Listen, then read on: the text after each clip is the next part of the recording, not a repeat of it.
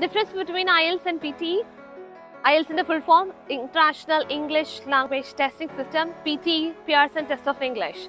Either computer based under pen and paper under IELTS. PTE, it is fully computer based exam. Exam timing നോക്കിയാൽ duration IELTS വരുന്നത് 2 hours 40 minutes plus 15 minutes of speaking.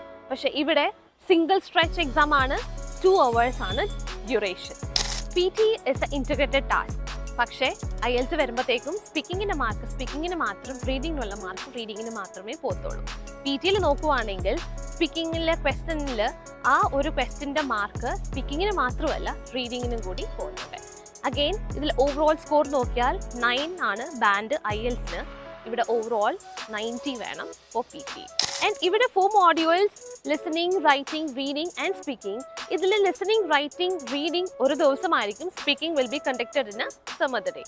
പക്ഷേ PTEയിൽ it is a single stretch which starts with speaking, listening, reading and writing.